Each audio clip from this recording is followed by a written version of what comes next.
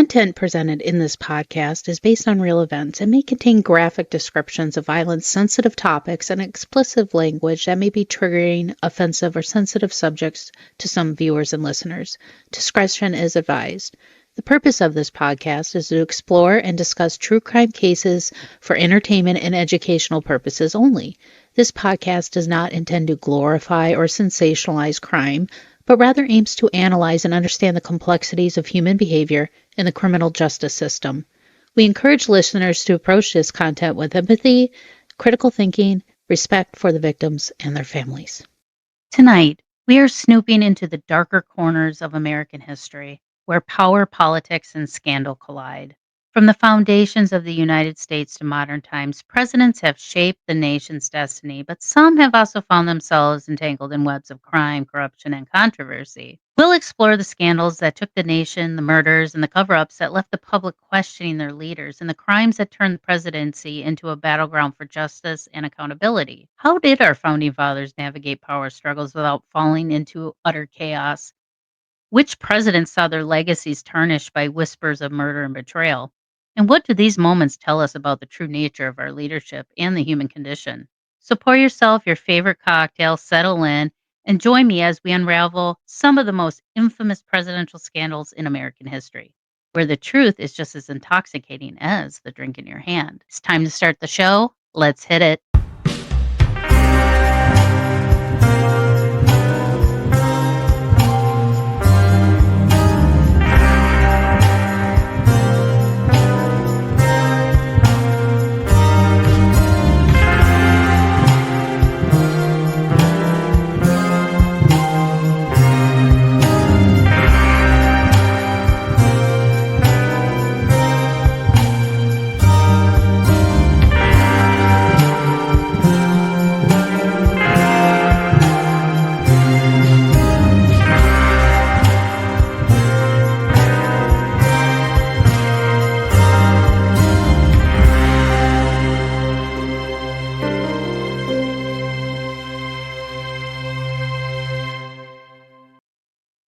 Hi, welcome to Mysteries, Mayhem, and Merlot. I am your host, Winnie Schrader. And as our nation prepares to inaugurate the next president, it's a moment of hope, transition, and reflection on the power of the highest office in the land, right? But while the presidency is often viewed as a symbol of leadership and integrity, history tells us more of a complicated story. Now, for centuries, some presidents have wielded their power not for the people, but for their own personal gain, acting as though they were just above the law.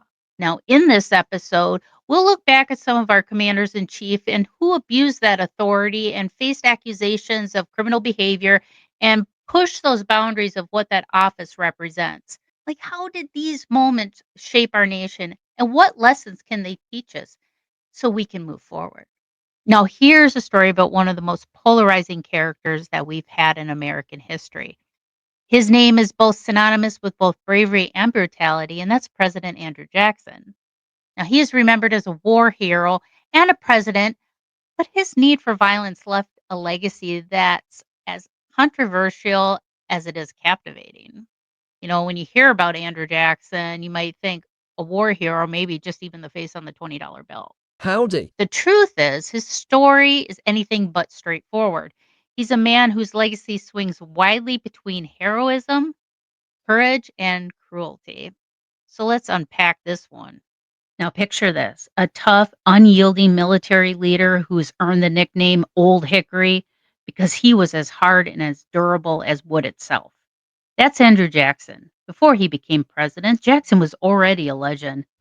His role in the First Seminole War solidified his reputation as a ruthless Indian fighter, and his victory at the Battle of New Orleans during the War of 1812 turned him into a national hero. But here's the thing: Jackson didn't just lead troops, he embodied the fight. If there's any one story that captures Jackson's fiery spirit, it's his duel with Charles Dickinson in 1806. I challenge you to a duel.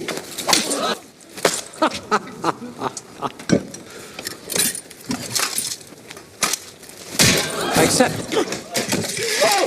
What started as a dispute over a horse racing bet spiraled into something deeply personal, assaulted Jackson's wife, Rachel.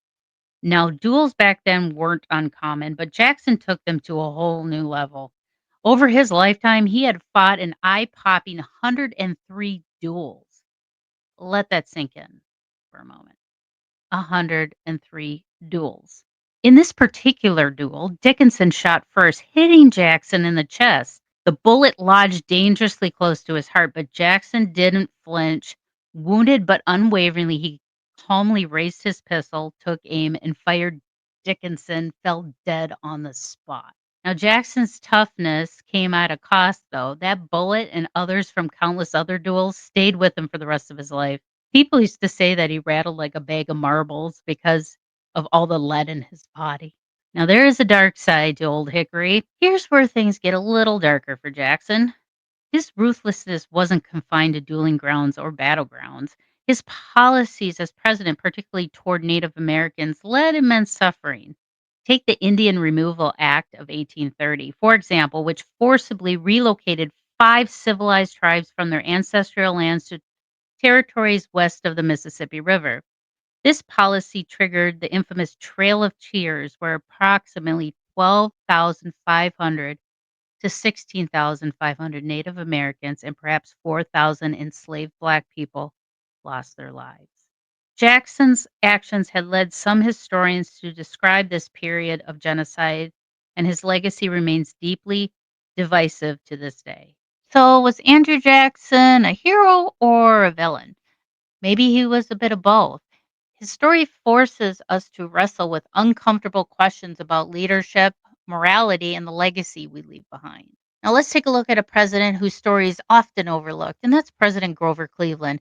He served as the 22nd and 24th president, and at the time, he's been the only president to serve 2 non-consecutive terms, but in a couple weeks, that'll change. Ooh, here's a fun fact. You know the Baby Ruth candy bar? And now for the final crowning touch to this case. Take about Did you know that the Baby Ruth candy bar was not named after the baseball player Babe Ruth, but it was named after Ruth Cleveland, Grover Cleveland's daughter? Cleveland's path to the presidency wasn't like most 19th century leaders. When many of his peers built their reputations on the battlefield, Cleveland's story was grounded in law and public service. Before jumping into politics, he served as the sheriff of Erie County, New York. As sheriff, Cleveland had the responsibility of carrying out executions, but instead of hiring someone else to do the job, he took it upon himself. Cleveland believed that the weight of the law should rest on his shoulders. So, on 2 separate occasions, he personally hanged convicted murderers. Imagine that, a future president of the United States tightening the noose around the neck of somebody and pulling the lever. It's a detail that makes Cleveland stand out from every other president in history. But Cleveland's story doesn't end there. When he entered the political scene, his reputation for integrity made him a figure of respect. He was known as a straight shooter, someone who valued honesty above all else. Yet, with his strong moral compass, controversy still found its way to him. During his first presidential campaign, rumors started swirling about his scandal that it was claimed that Cleveland had fathered a child out of wedlock. The situation painted to be more complex picture of a man who set high moral standards for himself but still had to address the personal mistakes. Cleveland, being the honest man that he was, reportedly told the staff to tell the truth and publicly acknowledge the possibility that the child was his. You are the father. There was also criticism of his decision to hire a substitute to serve in his place during the Civil War draft, a practice that was common at the time, but only for ones that could afford it. While it was perfectly legal, it stood in contrast to the military service of many of his peers, and it drew some backlash for him. Despite these challenges, Cleveland's commitment to honesty and his refusal to bow to political pressures helped him rise above the noise. Bill Clinton even called him the vastly unappreciated president, and it's easy to see why. Cleveland remains the only president to serve 2 non-consecutive terms, a testament to the trust and admiration he learned from American people, even in the face of scandal. But now we have another president who is serving his second non-consecutive term. So, Grover Cleveland, you're not the only one, bud. Now, Grover Cleveland's legacy is as layered as himself. From his time as hands-on as a sheriff to his presidency, his stories challenge us to think about the balance between public duty and personal flaws. Speaking of Clinton, now the central figure of this scandal was Monica Lewinsky, a young White House intern. Their affair, described as a consensual relationship, came to light as part of a broader investigation led by independent counsel Kenneth Starr, initially focused on the Clintons' Whitewater real estate dealings. Starr's probe expanded to include the president's alleged misconduct. Now, the story broke January 1998 when the Drudge Report reported rumors of Clinton's affair with Monica Lewinsky. Now, details emerged. It became clear that this was no mere tabloid gossip. Lewinsky had confided in her colleague, Linda Tripp, who recorded their conversations and turned them over to the investigators. The infamous blue dress with Clinton's DNA became a key piece of the evidence, confirming the affair despite Clinton's initial denials. I mean, who can forget the empathetic statement? But I want to say one thing to the American people. I want you to listen to me. I'm going to say this again. I did not have sexual relations with that woman, Miss Lewinsky. I never told anybody to lie, not a single time, never. These allegations are false, and I need to go back to work for the American people. Thank you. Now, as the evidence piled up, Clinton later admitted to the relationship, but maintained it was a private matter. Now, his defense raised fundamental questions like, should the president's personal life impact his ability to govern, or did the affair and his attempts to cover it up constitute as an abuse of power? The House of Representatives charged Clinton with perjury and obstruction of justice, arguing his lies under oath compromised the integrity of the judicial system. Now, the second trial, however, reflected the divided opinion on the American people. Many Democrats and moderates argued that Clinton's actions, while morally reprehensible, did not raise the level of high crimes and misdemeanors. In February 1999, the Senate acquitted Clinton on both charges, allowing him to serve out his remaining term. Now, the Clinton-Lewinsky scandal definitely left a mark on American politics and culture. For Clinton, it tarnished his legacy, though his approval ratings remained surprisingly high during the scandal, but it was also bolstered by a strong economy. Now, for Lewinsky, the experience was devastating. She endured public shaming in an era even before social media, becoming a symbol of victimization and complicity. In later years, Lewinsky emerged as a powerful voice against cyberbullying, reframing her narrative and advocating for women's agency and dignity. Now, looking back, the Clinton sex scandal serves as kind of a case study in political and cultural division. It highlights how deeply personal misconduct can reverberate through the highest levels of power and the ways in which the public and the press navigate such revelations. Now, did the sex scandal represent a betrayal of public trust, or was it just a simple overreach by political adversaries?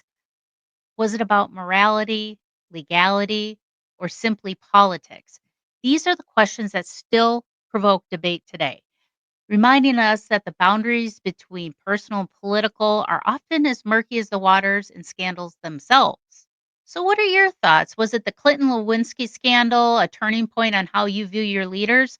Or was it just another chapter in a saga of human fallibility? Now, Theodore Roosevelt, or Teddy as many people called him, is one of America's most iconic presidents. Now, Theodore Roosevelt, or Teddy as most people called him, is one of America's most iconic presidents. Serving as the 26th president from 1901 to 1909, he was known for his endless energy, bold personality, and larger-than-life accomplishments. Roosevelt wasn't just a politician, he was a true warrior, and some say real ruthless too. Now, the battle at San Juan was a moment that truly sealed his reputation as a fearless leader, both on and off the battlefield. It was 1898, and the Spanish-American War was raging all across the Southwest and West Coast. Now, at the time, Roosevelt was a lieutenant colonel in the U.S. Army, leading the Rough Riders, a group of volunteers that included cowboys, Ivy League athletes, and all kinds of rugged individuals. They seemed like a bunch of misfits, but they were a passionate team handpicked by Roosevelt himself, all united in the cause of Cuban independence. Now, the moment that defined Teddy Roosevelt and the Rough Riders was on July 1st, 1898. In the middle of the heat and chaos of battle, Roosevelt did something that would become legendary. Leading from front, he charged up the hill with only a small group of men facing relentless enemy fire. What made this moment so incredible was not just his leadership, it was his personal bravery. He was the first one to reach the enemy position, and he didn't hesitate to dive into the fight. With his pistol in hand, Roosevelt fired the first shot, taking down an enemy soldier and rallying his men to charge forward. It was a moment of courage that not only inspired his troops, but also secured a crucial victory for American forces. But his story doesn't end there. Roosevelt's actions at San Juan Hill just didn't earn him the respect of his men. They also earned him the Medal of Honor, the highest military honor in the United States. While it wasn't awarded to him during his lifetime, which kind of sucks, but a century later in 2001, Roosevelt was honored for his extraordinary bravery. This made him the only president in U.S. history to receive both the Medal of Honor and the Nobel Peace Prize, a true testament to the scope of his accomplishment. Now, I'm not saying that Roosevelt's a criminal in any way or had any controversy, but you just didn't want to piss him off. Ah, good old Teddy. What a character, right? He's just one of those guys that doesn't start the fight, but he sure as hell will finish him. Now, let's take a closer look at the legacy of a president who doesn't get much attention, and probably for good reason, but whose time in office left behind a complex and controversial mark, and that's President Millard Fillmore. Millard Fillmore has sparked debates among historians because his legacy is filled with contradictions and darker moments in American history. From his role in the California Indian genocide to his association with the Know Nothing Party, Fillmore's time in office definitely wasn't without challenges and its questionable decisions. Fillmore became president in 1850 after Zachary Taylor suddenly passed away. The nation was deeply divided over the issue of slavery, and Fillmore stepped into the presidency during a very tense time. Unfortunately, his actions or lack of actions during his presidency led to the suffering and loss of life that has tainted his legacy. One of the most troubling aspects of Fillmore's presidency with his role in the Californian Indian genocide. After the gold rush of 1849, tensions between white settlers and Native American communities in California were at all-time high. Settlers eager to claim land and resources launched violent campaigns against the native populations. Between 120,000 to 300,000 Native Americans were estimated to have been killed during this time, many of them through massacres, starvation, and forced displacement. While the violence began before Fillmore took office, his administration didn't step in to help. Fillmore's government largely ignored the atrocities, and by failing to intervene or hold anyone accountable, the violence continued unchecked during his time as president. This is the one most darkest chapters in his presidency. Now, Fillmore's political journey did not improve after he left the White House, and in 1856 he became the presidential candidate for the American Party, more commonly known as the Know Nothing Party. This nativist group had strong anti-immigrant, anti-Catholic views, and its members often used rhetoric and tactics that were downright hateful. Sound familiar? The Know Nothing Party targeted Irish German Catholics, claiming they posed a threat to the political and cultural fabric of America. Fillmore's decision to align himself with this group only added and tarnished his reputation. While he may not have fully embraced the party's extreme ideologies, his candidacy helped them gain credibility, and that's a stain on his legacy. Now, here's a quick lesson on what the Know Nothing Party is. It's basically like a little secret society. You can talk about it. You had to memorize passwords, hand signs, you name it. And it was, at the time, it was called the Order of the Star Spangled Banner, or also known as the OSSB. It was a secret group that rose to prominence in 1853 and then later became the political force known as the Know Nothings. And that's how they got the name the Know Nothings, because if you asked, they knew nothing. At its peak in 1850, the Know Nothing Party had over 100 congressmen, 8 governors, and thousands of local politicians. And that platform was rooted in the anti-immigrant and anti-Catholic sentiments opposing the naturalization of immigrants. particularly Catholics, and calling for the deportation of foreign beggars and criminals. Now, history is never simple, and the people who shape it are often just as complicated. Now, Millard Fillmore might not be a name that comes up often in conversations about American history, but his presidency offers important lessons about leadership, accountability, and lasting consequences of political choices. Now, Robert Todd Lincoln, Abraham Lincoln's son, a man whose proximity to three presidential assassinations uh, has led some to view his story as kind of an eerily coincidence, if not curse. Maybe he's a harbinger or something. But as the eldest son of President Lincoln, Robert's life was marked by personal tragedy and an uncanny closeness to pivotal moments in American history. Now, Robert Todd Lincoln was no stranger to personal loss. His brothers, Edward, William, and Thomas, also known as Tad, all died young, leaving Robert as the sole surviving son of Abraham and Mary Todd Lincoln. These familial tragedies were compounded by his mother's struggle with mental health, culminating in Robert's difficult decision to have her committed into an asylum, a move that strained their relationship until her death in 1882. Well, obviously, the big one up front is on April 14th, 1865. His father, President Abraham Lincoln, invited him, then Captain Robert Lincoln, to join him and his mother, the First Lady, Mary Todd Lincoln, at Ford's Theater. But Robert declined, opting to rest after a long military campaign. Later that evening, he was summoned to his father's bedside after John Wilkes Booth fatally attacked and shot his father. Now, Robert remained at his father's bedside all night and was present at the Peterson House when President Lincoln passed away that following morning. Now, 16 years later, Robert served as the Secretary of War under President James A. Garfield. But on July 2nd, 1881, he accompanied Garfield to the Baltimore and Potomac train station in Washington, D.C. Now, as Robert approached the president, an assassin named Charles Guiteau fired two shots at Garfield. Robert was among the first to reach the wounded president and took immediate action to summon medical assistance and secure the area. Despite their efforts, President Garfield succumbed to his injuries and later died that year. Now, at the turn of the century, with attending the Pan American Exposition in Buffalo, New York, Robert was invited to meet President McKinley. But shortly after their meeting on September 6th, McKinley was shot by a crazed anarchist. Although Robert was not an eyewitness to the shooting, his presence at the event added to the pattern of the association with presidential assassinations. President McKinley died from his wounds just a week later. Man, talk about some bad luck. Too bad the Kennedys didn't study up on the trials and tribulations of Robert Todd Lincoln's life. Now let's turn the tables to a more heartwarming redemption crime story. Now, with the passing of former President Jimmy Carter on December 29th, 2024, many news articles started coming out.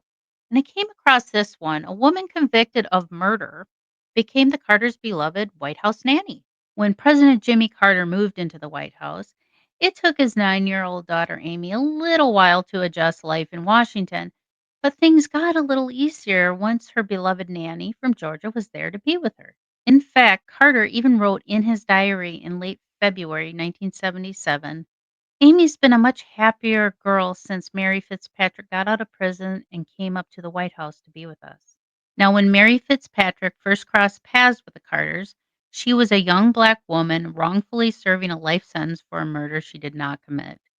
She had been assigned to work at the Georgia governor's mansion, where by day she cared for young Amy Carter, and by night she returned to her cot at a nearby prison. But when Jimmy Carter won the 1976 presidential election, he and his wife Rosalind had a different plan. They asked Fitzpatrick, who later changed her last name to Prince, if she'd like to join them in Washington, D.C. Not only did they request a reprieve from the Georgia's parole board, but Carter also made himself her parole officer to ensure that she could move to the White House. Now, Prince worked at the White House for all 4 years of Carter's presidency. She accompanied Amy everywhere, from state dinners to rodeos, attending school functions, and even oversaw swimming lessons.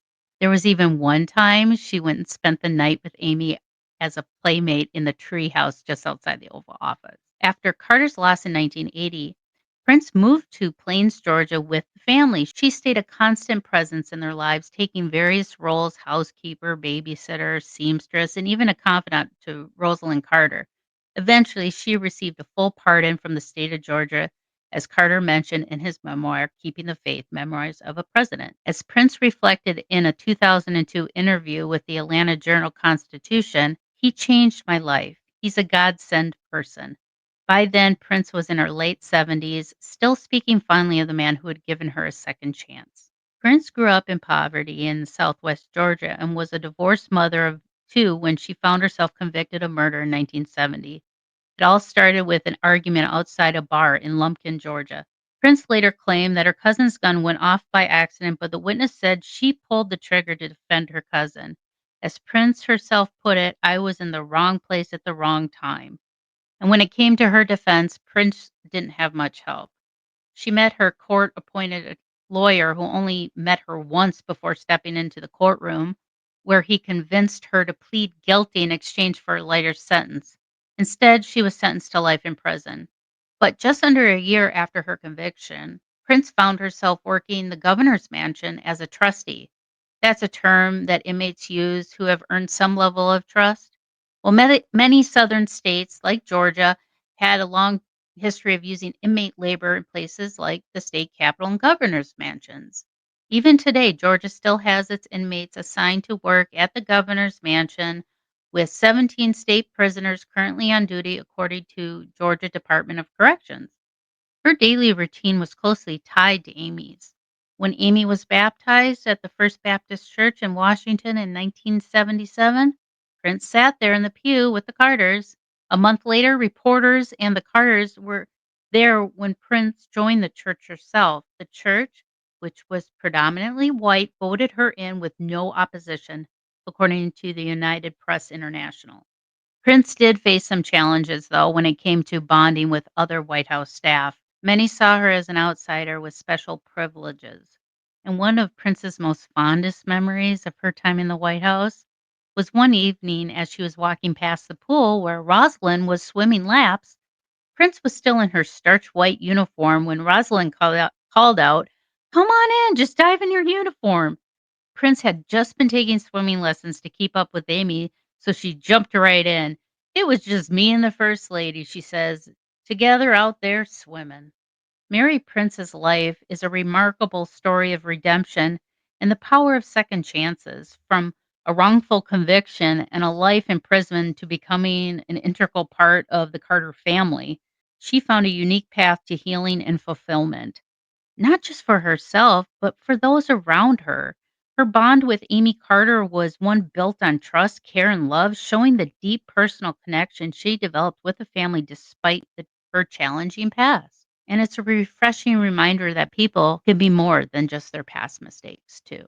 Now, their relationship is a beautiful example of how kindness and faith in others can transform lives.